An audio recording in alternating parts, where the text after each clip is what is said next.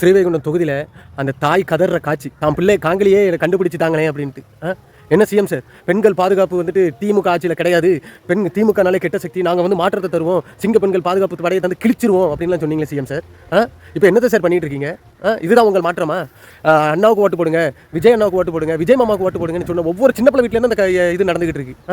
உங்களுக்காக ஓட்டு போட்ட சொன்ன பிள்ளைங்களை தான் கடத்திட்டு போகிறாங்க சிஎம் சார். கேட்டால் நடவடிக்கை எடுக்கலையான்னு கேட்டால் அதான் கைது பண்ணிட்டோமே, அது பண்ணிட்டோமே. இப்போ நான் கடத்திட்டு போய் 3 நாள் ஆச்சு இன்னும் கண்டுபிடிக்கலையே. போன கோவை அந்த சிறுமியோட பாலியல் வழக்கிலே நாங்கள் கேட்டதுக்கு என்ன சொன்னீங்க? எல்லாருக்கும் ஒரு அமைச்சர் என்னன்னா மீடியாவை பற்றி சிரிச்சிட்டு போகுது, இன்னொருத்தர் என்னன்னா அதான் குற்றவாளி கைது பண்ணிட்டோமே, இதுக்கு மேலே என்ன பண்ணணும்னு கேட்காரு. அவ்வளோ தெனாவட்டா பேசிட்டு போகிறாங்க ஒவ்வொரு அமைச்சர்களும்.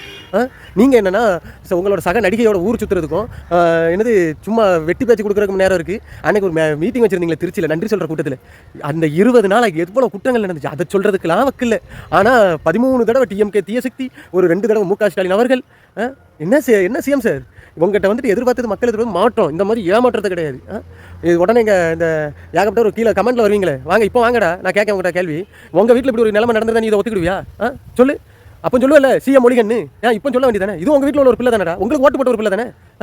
இல்லை எங்களுக்கு ஓட்டை போடலை நீ சொல்லுவியா? சொல்லு. ஒவ்வொரு மாவட்டத்திலையும் ஒவ்வொரு தொகுதியிலையும் ஒவ்வொரு வீட்டில் இந்த மாதிரி சம்பவம் நடந்துகிட்டு இருக்கு. இந்த ஒரு 24 நாளா என்னத்தை பிடிங்கிட்டு இருக்கீங்க சார்?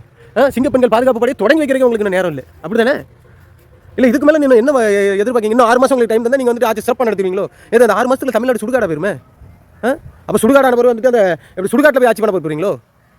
கேட்டால் மாற்றம் கொண்டு வர போகிறோம். இந்த விஜய் சரவணன் அங்கே உள்ள எம்எல்ஏ சார் என்னது அரசு மருத்துவமனை கக்கூசு பஸ் ஸ்டாண்டில் உடஞ்சி கிடந்த சேரை பார்த்தீங்களே, இதை கண்டுபிடிச்சு கொடுங்க சார், இதில் ஆக்ஷன் எடுங்க. நீங்கள் எம்எல்ஏ தானே, சும்மா பூந்தீங்க ஒவ்வொரு கக்கூசுக்குள்ளையும் ஒவ்வொரு பஸ் ஸ்டாண்டு உடஞ்சி இதுக்கு சேரெல்லாம் பார்த்துக்கிட்டு இருந்தீங்க.